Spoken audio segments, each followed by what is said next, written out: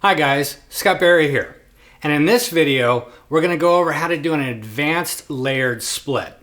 So in a previous video, we went ahead and did a basic layered split where we had two sounds in the upper register or the upper part of the keyboard and one sound, a bass sound in the lower.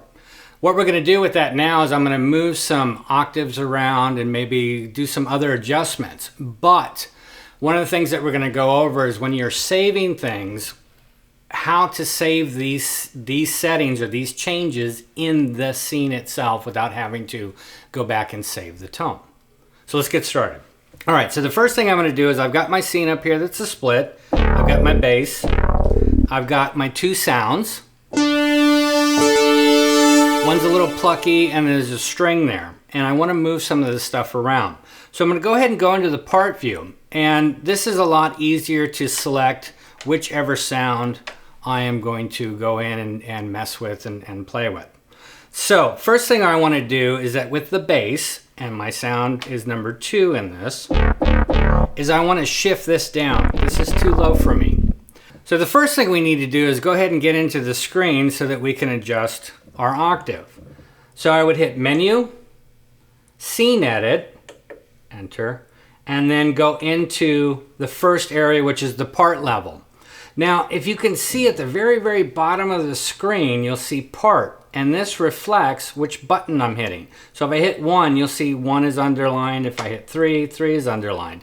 This is just another way that you can go and look at the screen and be like, oh yeah, I'm on part 2, or just look over here. But it's just kind of another reassurance thing, and you'll get used to it.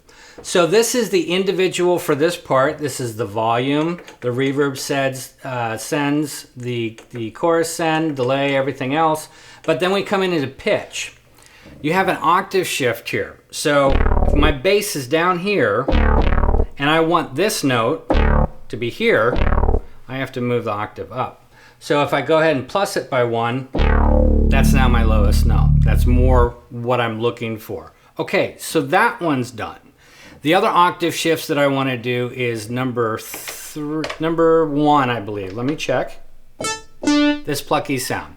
So I want to do a couple things to this plucky sound. I want to go ahead and bring it up an octave, and then I want to do some other things to it. So since we're in the same screen, again, depends on where you select this, I can just come over here and just bring that up an octave. Perfect, that's exactly what I wanted. So I am pretty much done there with just the octave shifting. Now, other offsets that I want to do to this is I want to make it brighter. I can easily come up here and move the cutoff.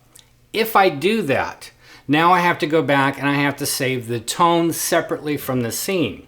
So this is like an introduction to using the offsets in the scene edit. Scene edit can allow you to do different things, offsets, save it in the scene. I don't have to go back and change and save the tone, which is really, really helpful.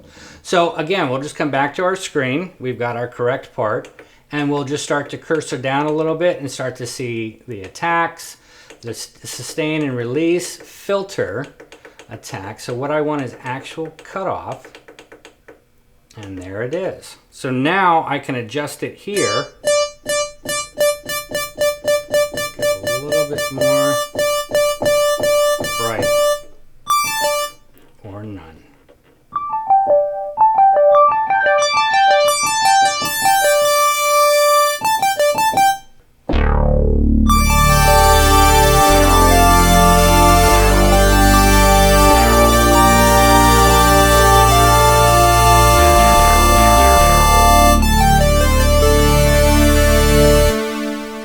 All right, guys, at this point, if we've got what we want and we're happy with it, don't forget to write.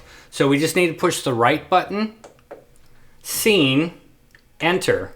And then if we're going to save it in a new spot, pick that now. If not, I'm just going to go ahead and write over what I have. So the split scene's fine.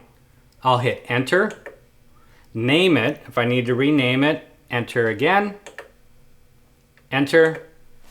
And now the scene is written and saved. I hope you guys enjoyed this video. Thanks so much for watching. We'll see you on the next one.